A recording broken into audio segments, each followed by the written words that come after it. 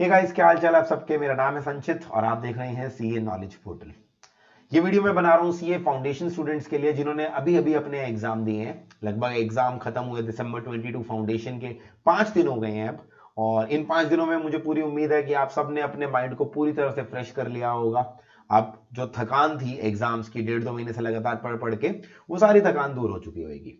तो आज की इस वीडियो में मैं डिस्कस कर रहा हूं वो क्वेश्चन जो पिछले काफी दिनों से मुझे व्हाट्सएप पर आना शुरू हो गया था। इनफैक्ट कुछ बच्चों का तो एग्जाम से अगले दिन से ही आना शुरू हो गया था।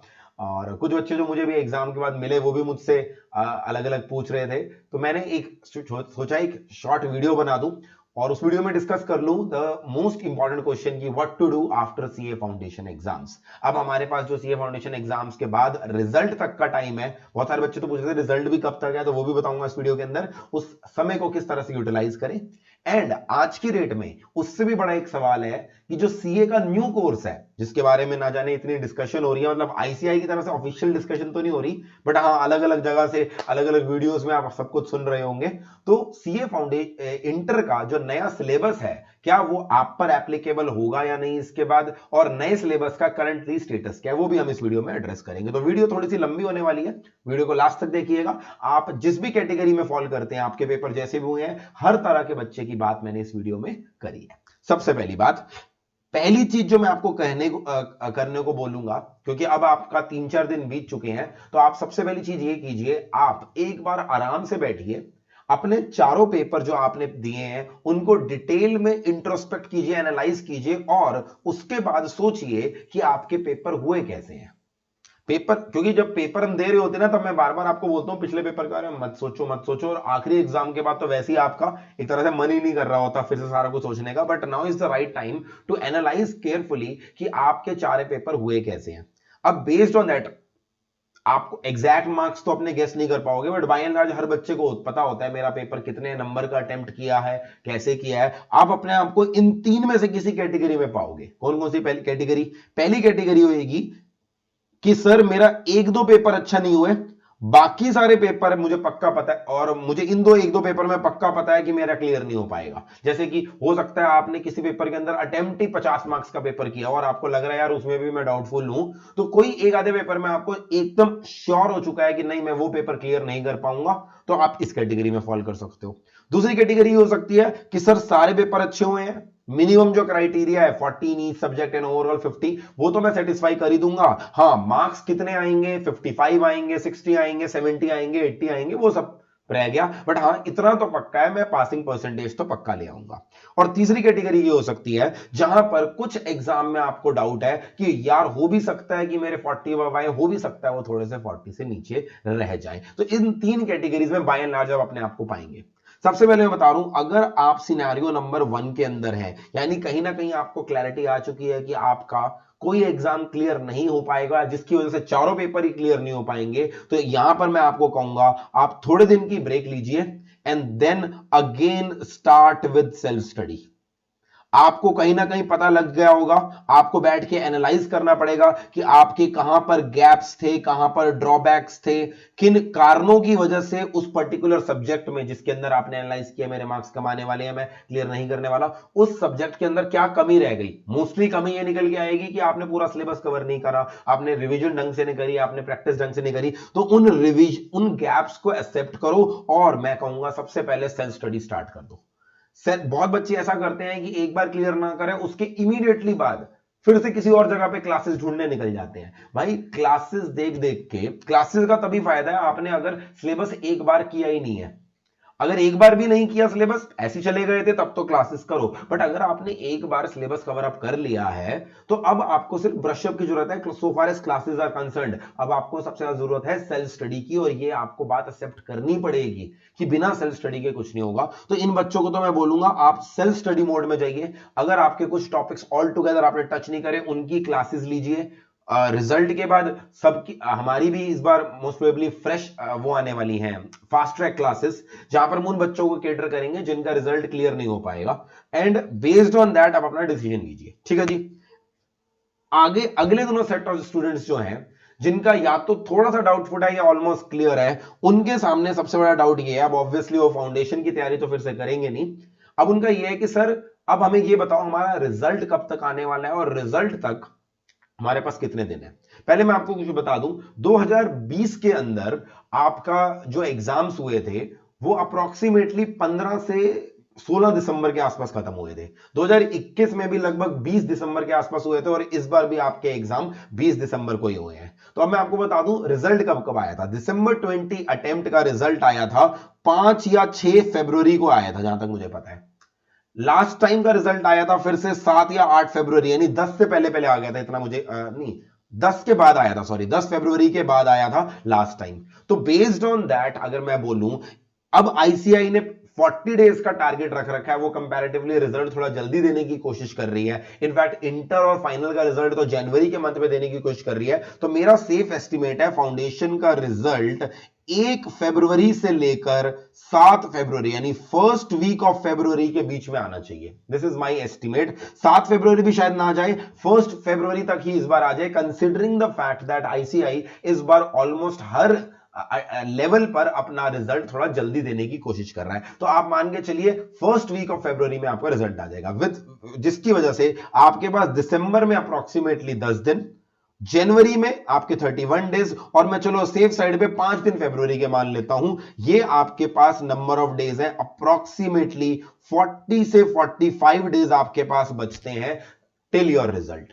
अब ये 40 से 45 डेज सर्दियों का महीना है नॉर्थ इंडिया में, तो आप वेस्ट भी कर सकते हैं, बट इससे आपने एक चीज एनालाइज कर ली होगी, अगर आप स्टार्टिंग में टाइम वेस्ट करते हो तो बाद में उसका बहुत खामियाजा भुगतना पड़ता है, बहुत ज्यादा प्रेशर आ जाता है। तो अब बाय एंड लार्ज इस 1.5 महीने को यूज कैसे क्या करें, आपके सामने दो डाउट होंगे। पहला डाउट ये होगा कि सर क्या इस 1.5 महीने के अंदर हम कोई स्किल बेस्ड कोर्स कर लें, या फिर इस 1.5 महीने के अंदर हम सीए इंटर की प्रिपरेशन चालू कर दें। और अगर हम सीए इंटर की प्रिपरेशन चालू करते हैं तो अगला सवाल आएगा, सर हमारा नया सिलेबस जो आने वाला है वो क्या नवंबर 23 से आएगा या नहीं। ध्यान से दे सुनिएगा, मैं इन तीनों क्वेश्चन को एड्रेस करता हूं। सबसे पहले स्किल बेस्ड कोर्सेज अगर आपने कहीं से कहीं सुने भी हैं तो आपने ये सुना होगा कि स्किल बेस्ड कोर्सेज के नाम पे स्टॉक मार्केट का कोई कोर्स, फाइनेंशियल मैनेजमेंट का कोई कोर्स, ये सोच रखा होगा, ये एक्सेल पावर पॉइंट यानी कुछ टेक्नोलॉजी रिलेटेड कोर्स जो कोई सॉफ्टवेयर से रिलेटेड है वो सोचे होंगे। मैं आपको बताऊं ये जो कोर्सेज है नो डाउट सीए के लिए जरूरी है, सीए स्टूडेंट्स के लिए, बट सीए फाउंडेशन के बाद इन कोर्सेज को क्या करना चाहिए, मेरे हिसाब से द आंसर इज नो। कारण समझो इसको, अगर आप कोई भी financial management, stock market, mutual fund ऐसा कोई भी कोर्स करते हैं ना, अभी एट प्रेजेंट सीए फाउंडेशन पे आपकी स्टॉक मार्केट, शेयर से रिलेटेड नॉलेज बहुत कम है। और बिलीव मी सीए इंटर के हर सब्जेक्ट में, चाहे वो टैक्सेशन हो, चाहे वो लॉ हो, चाहे वो अकाउंटेंसी हो, चाहे वो फाइनेंशियल मैनेजमेंट हो, चाहे वो ऑडिट हो, हर सब्जेक्ट में आप कंपनीज और शेयर्स के बारे में पढ़ने वाले हैं। तो जब आप सीए इंटर क्लियर एग्जाम दे के आएंगे ना, आपके सामने ऐसी सिचुएशन फिर से होगी, एक रिजल्ट के लिए वेट करना होगा। That is the right time skill based courses करने के लिए। अभी आप स्टॉक मार्केट कोर्स करेंगे, आपको लगेगा वाह वाह मुझे तो ये चीजें नहीं पता, नहीं पढ़ने को मिल रही हैं, बट बिलीव मी आधी से ज्यादा चीजें ना वो ऑलरेडी आपके सीए इंटर के सिलेबस में है। तो अभी मैं आपको कहूंगा ऐसा कोई फाइनेंशियल मैनेजमेंट, स्टॉक मार्केट का कोर्स करने की जरूरत नहीं है, क्योंकि अभी आपकी knowledge about all this come है। एक बार आप इंटर में ये सारी चीजें पढ़ लेंगे, उसके बाद आप एनालाइज कर पाएंगे किस तरह का स्टॉक मार्केट का या फाइनेंशियल मैनेजमेंट का कोर्स आपके लिए करना जरूरी है भी सही, या अगर है तो किस तरह का कोर्स जरूरी होना चाहिए।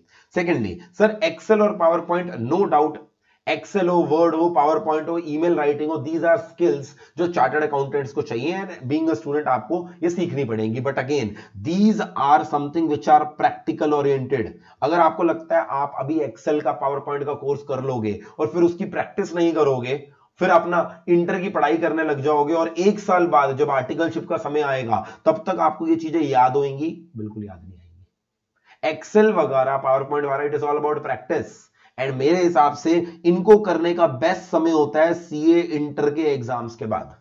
इनफैक्ट सीए इंटर के एग्जाम्स के बाद और आर्टिकलशिप से पहले आपको आईसीआई की आईटीटी ट्रेनिंग करनी होती है, जिसके अंदर ऑलरेडी आईसीआई आपको ये पढ़ाता है। और अगर उसके बावजूद आपको डिटेल में पढ़ना है, that is the right time to do all this courses, क्योंकि इसकी डायरेक्ट इंप्लीकेशन आपकी आर्टिकलशिप में आएगी, आपकी प्रैक्टिस होनी शुरू हो जाएगी। अभी इन कोर्सेज को करने का कोई फायदा नहीं है।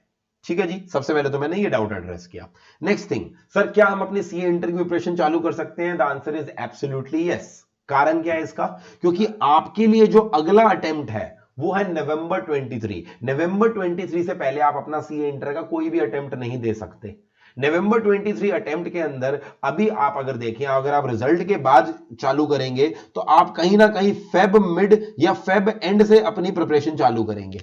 ऑन दी अदर हैंड आप अगर अभी से प्रिपरेशन चालू कर दें दिसंबर एंड या मैं मान के चलता हूं जनवरी स्टार्टिंग से, दिसंबर के अंदर तो अब 1-2 दिन ही बचे हैं, तो 1-2 दिन दिसंबर के मान लेते हैं, फिर जनवरी में न्यू ईयर की 1-2 की तारीख की छुट्टी ले लोगे आप, तो मोटा मोटा आप मान के चलो जनवरी स्टार्टिंग से और फेब मिड से करता हूं, आपके पास 1.5 महीने का फर्क आता है। एंड बिलीव मी, ये जो 1.5 महीने का गैप है ना, ये 1.5 महीने का गैप आप लास्ट में जब सीए फाइनल की एग्जाम से पहले प्रिपरेशन स्टेज करोगे ना, तब आपको रियलाइज होगा ये 1.5 महीने कितने जरूरी थे। तो अनडाउटेडली आपको बिना टाइम वेस्ट किए, बिना अपने रिजल्ट की वेट किए, आपको अपनी सीए इंटर की प्रिपरेशन स्टार्ट कर देनी चाहिए। That is the most logical thing to do right now. अब इससे अटैच्ड आपके कुछ क्वेश्चंस होंगे जो मैं एक एक करके आप एड्रेस करूंगा। पहला डाउट तो ये है, सर सीए इंटर में जो नवंबर 23 में होगा वो पुराना सिलेबस, पुराना भी नहीं बोलना चाहिए, एग्जिस्टिंग सिलेबस एप्लीकेबल होगा या नया सिलेबस जो आने वाला है, नई स्कीम आने वाली है वो एप्लीकेबल होगी? इससे पहले कि मैं आंसर करूं कि कौन सा एप्लीकेबल होगा, पहले एक बार दोनों का कंपैरेटिव एनालिसिस कर लेते हैं। जो एग्जिस्टिंग स्कीम है सीए इंटर की, उसमें 8 पेपर्स हैं, 8 पेपर हैं, और 8 पेपर का पासिंग क्राइटेरिया वही सेम है, 40 marks in each subject and 50% overall. ये जो 8 पेपर हैं ये 2 ग्रुप्स में डिवाइडेड है। पहले 4 पेपर ग्रुप नंबर 1 में है, अगले 4 पेपर ग्रुप नंबर 2 में है। ग्रुप नंबर 1 में आपको अकाउंटेंसी मिलेगा, कॉर्पोरेट एंड अदर लॉ मिलेगा, कॉस्ट एंड मैनेजमेंट अकाउंटिंग मिलेगा एंड टैक्सेशन मिलेगा। ग्रुप 2 के अंदर advanced accounting, auditing, EIS, SMS, EISS enterprise information system and SMS strategic management, then FMS financial management and economics for finance. ये 8 paper है आपके। But जो proposed syllabus है ना, उसमें 8 एग्जाम्स की जगह, 8 सब्जेक्ट्स की जगह हमारे टोटल 6 कर दिए गए हैं। क्या क्या हुए हैं? Accountancy, corporate and other laws बन गया है कॉर्पोरेट लॉज, यानी जो अदर लॉज था ना, जिसके अंदर कॉन्ट्रैक्ट एक्ट पढ़ाया जाता था, नेगोशिएबल इंस्ट्रूमेंट्स एक्ट पढ़ाया जाता था, जनरल क्लॉजेस एक्ट पढ़ाया जाता था, वो अभी नाम से पता लग रहा है, डिटेल्ड सिलेबस तो नहीं आया, उससे पता लग रहा है कि शायद उसको वो मूव करके फाउंडेशन में ले गए होंगे, तो कॉर्पोरेट लॉ आपका इसके अंदर आएगा। कॉस्ट एंड मैनेजमेंट अकाउंटिंग, अब यहां पर डाउट और टैक्सेशन, डाउट यहां पर हल्का सा ये है, जो हमारा इनिशियल ड्राफ्ट आया था उसके अंदर कॉस्ट एंड मैनेजमेंट अकाउंटिंग को फर्स्ट ग्रुप में यानी पेपर नंबर 3 में रखा गया था।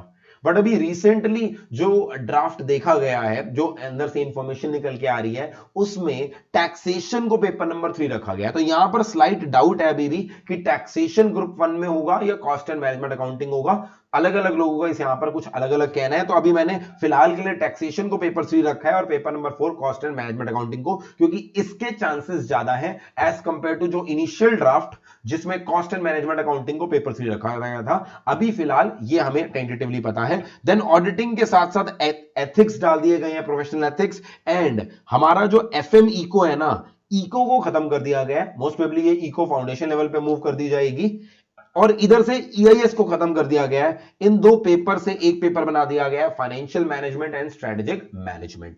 यहां पर भी 2 ग्रुप्स होंगे, पहले 3 पेपर ग्रुप नंबर 1 में होंगे, बाकी के 3 पेपर ग्रुप नंबर 2 में होंगे। अब मैं आपको अगली चीज बताऊं, सीए इंटर लेवल पे आपके लिए ऑप्शनल होता है कि आप चाहो तो एक ग्रुप दे सकते हो, यानी एग्जिस्टिंग स्कीम की बात करूं तो पहले 4 पेपर दे सकते हो, और न्यू प्रपोज स्कीम में चाहो तो सिर्फ 3 पेपर दे सकते हो, या आप क्या कर सकते हो, दोनों ग्रुप एक साथ दे सकते हो, यानी एग्जिस्टिंग स्कीम में पूरे 8 पेपर और प्रपोज स्कीम में पूरे के पूरे 6 पेपर। ये चीज दोनों में कॉमन है। ऑप्शन रहेगा स्टूडेंट के पास कि एक ग्रुप दो या बोथ ग्रुप्स दो। अब सर बोथ ग्रुप्स, अगर हमारे पास ऑप्शन है एक ग्रुप देने का, तो हम बोथ ग्रुप्स क्यों देंगे? अगर एक ग्रुप दोगे तो भी नवंबर 23 रहेगा, बोथ ग्रुप दोगे तो भी नवंबर 23 से पहले आप पेपर नहीं दे सकते, तो सर हम बोथ ग्रुप क्यों देंगे? बोथ ग्रुप देने के आपके पास 4 फायदे होते हैं बाय एंड लार्ज, मैं बता देता हूं क्या।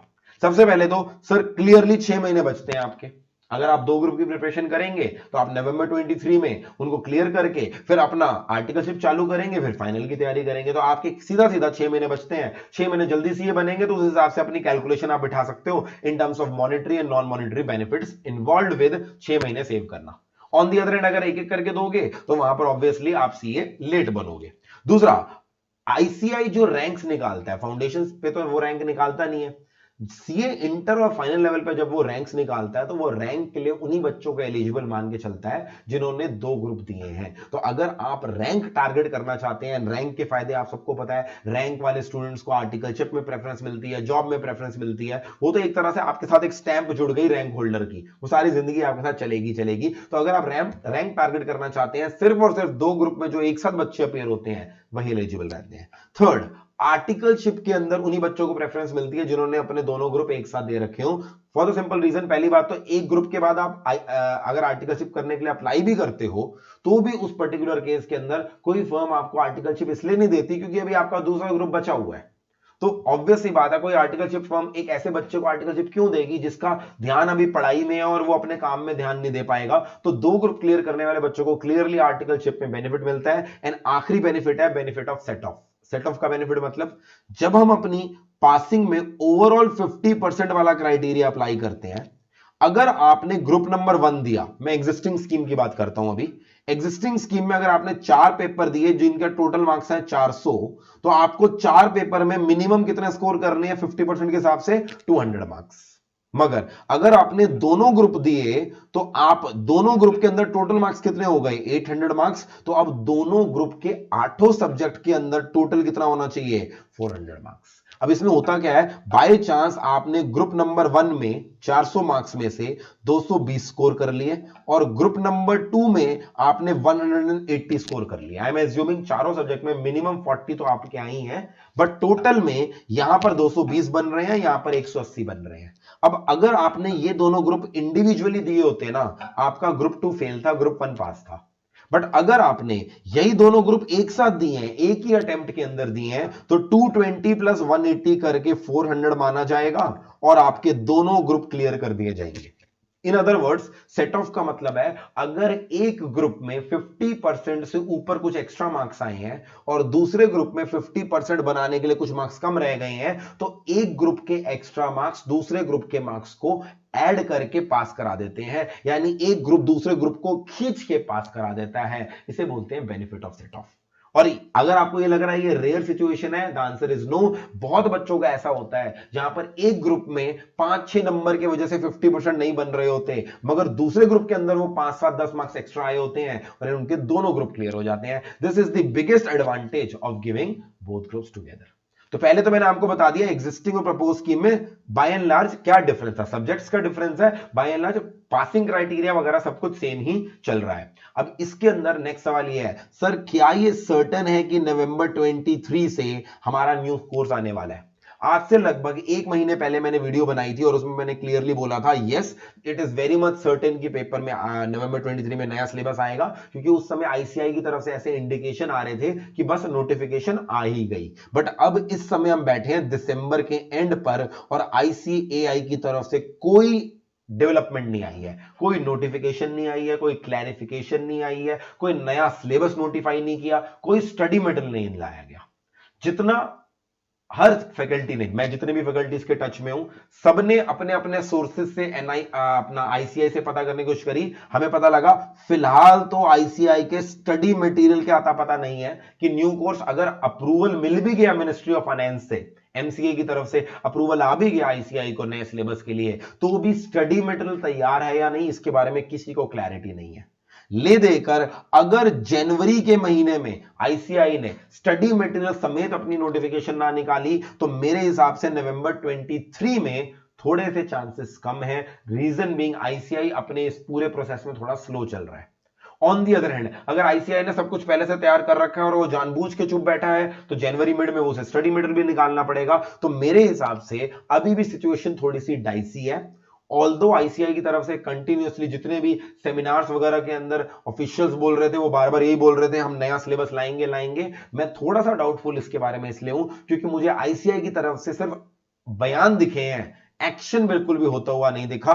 तो मैं ये मान के चल रहा हूं कि yes there is a possibility नवंबर 23 में न्यू सिलेबस आ सकता है, but at the same time 60% possibility अगर नए सिलेबस की है ना तो 40% पॉसिबिलिटी इसकी भी है कि शायद नया सिलेबस मे 24 में टल जाए। रीजन बीइंग आईसीआई के पास कोई तैयारी, नया स्टडी मटेरियल वगैरह नहीं दिखता। सर अब इस सिचुएशन में हम क्या करें, हम कैसे अपनी प्रिपरेशन स्टार्ट करें? देखो जनवरी एंड से पहले आईसीआई क्लैरिटी तो देने वाला है नहीं, तो अब हम क्या करेंगे, जैसे कि मेरा सजेशन ये है कि आप अगर आपने ध्यान से देखिए, आपके अगर सब्जेक्ट्स देखा जाए ओल्ड सिलेबस के अंदर आपके 4 सब्जेक्ट ग्रुप 1 बनते थे, ओल्ड मतलब एग्जिस्टिंग सिलेबस। और न्यू सिलेबस में भी अगर हम टैक्स और इसके बारे में हमें क्लैरिटी नहीं है तो एक पेपर नंबर ग्रुप 1 में आएगा, एक ग्रुप नंबर 2 में आएगा। अगर हम 2 ग्रुप देने की ही सोच रख रहे हैं, क्योंकि मैंने अभी आपको 2 ग्रुप देने के फायदे बताए और मैंने आपको यह भी बताया कि अगर आप अभी स्टार्ट करते हो तो टाइम आपके पास अच्छा खासा है ग्रुप 2 के लिए। तो अगर आप दोनों ही केसेस में नया सिलेबस है existing, these are the 4 subjects जो आपको स्टार्ट करने चाहिए। नो डाउट अकाउंटेंसी का सिलेबस चेंज होगा, सिलेबस बढ़ेगा, but there will be certain chapters जो पहले सिलेबस में भी थे और जो नए सिलेबस में हूबहू सेम रहेंगे।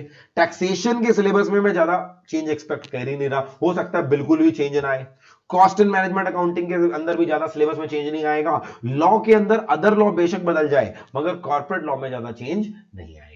कॉर्पोरेट लॉ तो सेम टू सेम रहेगा, सिलेबस में ज्यादा इंक्रीज ही आएगा ना, जो चैप्टर ऑलरेडी है वो तो सेम रहेंगे। So with that thing in mind, तो आप बेशक 100% सिलेबस नहीं बता सकते आईसीआई क्या लाने वाला है, but to a great extent हमें 60-70% तो ऑलरेडी पता है सिलेबस क्या होने वाला है। अब एक तरीका है आईसीआई डिले कर रहा है, आप भी बैठ के वेट करते रहो, और दूसरा तरीका है जो हमें क्लैरिटी है हम उसकी प्रिपरेशन करने चालू कर दें। And that is the thing I want to suggest कि जो चीजें ऑलरेडी हमें पता है कि हमारे सिलेबस में चाहे वो नया हो या पुराना हो रहेंगी ही रहेंगी, उनकी प्रिपरेशन आपको जनवरी और मिड फेब तक करनी शुरू कर देनी चाहिए, ताकि 45 डेज अप्रोक्सीमेटली जो आपके पास ये है, मिड फरवरी इसलिए बोल रहा हूं क्योंकि रिजल्ट आ भी जाएगा तो रिजल्ट के इमीडिएटली बाद कोई भी पढ़ना स्टार्ट नहीं कर देता, तो 45 नहीं तो 40 डेज मान लो जो आपके पास ये है, इसके अंदर आप अगर ढंग से यूटिलाइज करना चाहते हो, you need to start with these 4 subjects जो एग्जिस्टिंग कोर्स में भी है और जो न्यू सिलेबस के अंदर भी to a great extent same रहेंगे। ठीक है जी सर, अब इसकी प्रिपरेशन कैसे करें, हम किस तरह से अपनी स्ट्रैटेजी बनाएं। अगर आप जनवरी 23 में स्टार्ट करते हैं, अभी जैसे कि मैंने बोला आप 4 सब्जेक्ट से स्टार्ट कीजिए। कौन कौन से? आपका हो गया अकाउंटेंसी, आपका हो गया corporate law, other law start नहीं करेंगे, कॉर्पोरेट लॉ से स्टार्ट करेंगे, then cost and management accounting and taxation. ठीक है जी, ये 4 सब्जेक्ट चालू कीजिए। फिर जनवरी एंड या फरवरी तक अगर आईसीआई ने कोई न्यू कोर्स के बारे में बताया ही नहीं, फिर तो यही आपका फर्स्ट ग्रुप बन गया और आपको एग्जिस्टिंग स्कीम के अंदर इस नवंबर 20 से देना पड़ेगा। एंड अगर आईसीआई ने यहां पर क्लैरिटी दे दी इनकी नया सिलेबस आने वाला है, तो इसी में से आपके 3 पेपर हो जाएंगे फर्स्ट ग्रुप के और 1 पेपर हो जाएगा ग्रुप नंबर 2 का, यानी उस केस में भी 6 में से 4 पेपर तो आप ऑलरेडी प्रिपेयर कर ही रहे हैं। ठीक है जी, इसके बाद आप क्या कर पाएंगे, आप जनवरी में अगर स्टार्ट कर रहे हैं तो आप सेफली जून मान सकते हैं, जून तक आप अपना ग्रुप 1 कवर कर पाएंगे। एंड देन आप अपना जून मिड तक या जून स्टार्टिंग तक अपना ये करेंगे। एंड देन जून मिड से आप क्या करेंगे, अपना ग्रुप नंबर 2 स्टार्ट करेंगे, जो कि आपका अप्रोक्सीमेटली सितंबर स्टार्टिंग में या फिर जुलाई के अगस्त के एंड में खत्म हो जाएगा। फिर अक्टूबर का महीना और सितंबर का महीना पूरा आपके पास रिवीजन के लिए मिल जाएगा। ऑन दी अदर हैंड, अगर आप फरवरी मिड तक वेट करेंगे तो आप सीधा सीधा 1.5 महीने खोते हैं। उस केस के अंदर अगर आप फरवरी मिड या फरवरी एंड के अंदर स्टार्ट करोगे तो आप अपना ग्रुप 1 कभी भी जून एंड में खत्म नहीं कर पाओगे, आपका जुलाई के अंदर जाएगा। और उस केस में ग्रुप 2 आप अगर जुलाई में स्टार्ट करोगे तो वो आपको अगस्त एंड नहीं सितंबर तक जाके खत्म कर पाओगे। इसलिए वहां पर भी 2 ग्रुप देने पॉसिबल तो होंगे, मगर वहां पर दिक्कत बहुत ज्यादा आएगी क्योंकि आपके पास रिवीजन करने का समय बहुत ही कम रह जाएगा। ऑन दी अदर हैंड यहां पर आपकी रिवीजन काफी कंफर्टेबली हो पाएगी। So that is why I am saying the best possible logical step to do is right now आपको जनवरी में ही स्टार्ट कर देना चाहिए। एंड बेशक हमें अभी न्यू कोर्स के बारे में क्लैरिटी नहीं है, जिस तरह से मैंने 4 सब्जेक्ट्स बताए उन 4 सब्जेक्ट्स के ऊपर आपको स्टार्ट कर देना चाहिए। अब अगली चीज, सर क्या सीए इंटर नवंबर 23 का कोई नया बैच आ रहा है? The answer is yes. 27th of दिसंबर से we are bringing our new batch for CA inter. CA inter early batch है और इस सब्जेक्ट के अंदर जैसे कि अंदर मैंने बताया 4 सब्जेक्ट, हम उन्हीं 4 सब्जेक्ट से स्टार्ट करेंगे। 27 और 28 को क्लास लेने के बाद हम न्यू ईयर का ऑफ दे देंगे and then will start with 3rd या 4th जनवरी आई थिंक, वहां से हमारी रेगुलर क्लासेस चालू होंगी। जब रिजल्ट आ जाएगा, रिजल्ट आ जाने के बाद जो टॉपिक्स अर्ली बैच मतलब रिजल्ट कंटिन्यूएशन में चलता, वो बैच कंटिन्यूएशन में चलता रहेगा। रिजल्ट के बाद जो बच्चे ज्वाइन करेंगे उनको भी, और जो स्टार्टिंग वाले बैच है उनको नए टॉपिक ही कराते जाएंगे, और जो टॉपिक स्टार्टिंग में अर्ली बैच में हुए थे वो जो बच्चे लेट ज्वाइन करेंगे उन्हें लास्ट में कराए जाएंगे। यानी ऑब्वियस सी बात है, जो बच्चा रिजल्ट के बाद ज्वाइन करेगा उसका सिलेबस बाद में खत्म होगा एज कंपेयर टू वो स्टूडेंट जो इमीडिएटली अभी जनवरी एंड में ही, सॉरी जनवरी स्टार्टिंग में ही बैच ज्वाइन कर लेंगे। जनवरी स्टार्टिंग में नहीं, 27 और 28 दिसंबर को हमने इसकी डेमो क्लासेस रखी हैं, इन केस आप वहां पर ज्यादा हर सब्जेक्ट की क्लैरिटी लेना चाहते हैं। इस बैच को ज्वाइन करने के लिए ये नंबर मैं आपको दे रहा हूं, उस नंबर पे आप कॉल करके पता कर सकते हैं। ये बैच सारे मोड्स में अवेलेबल है, फेस टू फेस में भी अवेलेबल रहेगा और लाइव स्ट्रीमिंग में भी रहेगा, गूगल ड्राइव में भी रहेगा, तो सारे फॉर्मेट्स में अवेलेबल रहेगा। ये नंबर्स हैं, कॉन्टैक्ट नंबर्स, आप इन पे जा कॉल करके इस बैच के बारे में ज्यादा पता कर सकते हैं। नेक्स्ट चीज, अगर सर मैं प्रिपरेशन करनी स्टार्ट कर दूं नवंबर 23 की, बट बाद में मेरे फाउंडेशन का जो रिजल्ट है वो पॉजिटिव ना रहे, उसमें मेरे मार्क्स कम आ जाए और मैं क्लियर ना कर पाऊं, तो मैं आपको बता दूं ये जो बैच हमने रखा है ना, इसमें अभी आपसे पूरी फीस नहीं ली जा रही, इसमें सिर्फ और सिर्फ 5000 रुपीज की रजिस्ट्रेशन फीस ली जा रही है। एंड ये 5000 रुपीज की रजिस्ट्रेशन फीस पूरी तरह से रिफंडेबल है अगर कोई बच्चा फाउंडेशन क्लियर नहीं कर पाता। पास्ट में भी हम ऐसा करते हैं, पूरी की पूरी फीस रिफंड कर देते हैं। इस तरह से हमने ये रिफंड वाला प्रोविजन इसलिए रखा है कि कहीं पर भी वो मॉनेटरी वाला एंगल आपको अभी 1.5 महीने को वेस्ट करने के लिए उकसाए ना, मतलब 1.5 महीने को आप यूज करिए, बाय चांस रिजल्ट अगर आपका पॉजिटिव नहीं रहता तो वो 5000 रुपए पूरे के पूरे वापस मिल जाएंगे। एंड अगर क्लियर कर लेते हैं तो बाकी की फीस आप अपनी रिजल्ट के बाद पे कर सकते हैं। नेक्स्ट चीज सर, फाइनल क्लैरिटी हमारी कि नया सिलेबस आएगा यानी ये कब तक आ सकती है, जैसे कि मैंने बोला जनवरी एंड तक अगर आईसीआई ने इसके ऊपर कुछ भी ऑफिशियली नहीं बोला, अभी तक जो भी बातें कर रहे हैं ना अनऑफिशियली जाके किसी स्टूडेंट के सेमिनार वगैरह में बोल देते हैं, जब तक जनवरी एंड तक ऑफिशियली कोई कंफर्मेशन नहीं आएगी आप मान के चलिए आपका न्यू सिलेबस नवंबर 23 में नहीं हो पाएगा। अगर जनवरी एंड तक आईसीआई ले आया along with the study material तभी नवंबर 23 के लिए आपका ये एप्लीकेबल होगा, तो क्लैरिटी आपको जनवरी एंड तक मिल जाएगी। But that does not mean कि जनवरी के महीने को हम वेस्ट करें। जिस तरह से मैंने आपको 4 सब्जेक्ट की प्रिपरेशन करने का बताया, इस तरह से आप डेफिनेटली स्टार्ट कीजिए, अर्ली बैच को ज्वाइन कीजिए और उसके अंदर आपको वही टॉपिक कराए जाएंगे जो चाहे नया सिलेबस हो या एग्जिस्टिंग सिलेबस हो, दोनों के अंदर पक्का पक्का से कवर होंगे। तो ये थी वो सारी डिस्कशन जो मैं आपके साथ करना चाहता था। वीडियो लगभग 27 मिनट की हो गई है। होप आप सबके डाउट इसमें क्लियर कर पाया मैं। अगर कोई भी और डाउट रह गया है, ऊपर इंस्टाग्राम की आईडी दे रखी है, आप वहां पे मुझे मैसेज कर सकते हैं या नीचे कमेंट सेक्शन में मुझे बता सकते हैं। Take care, bye bye, all the very best.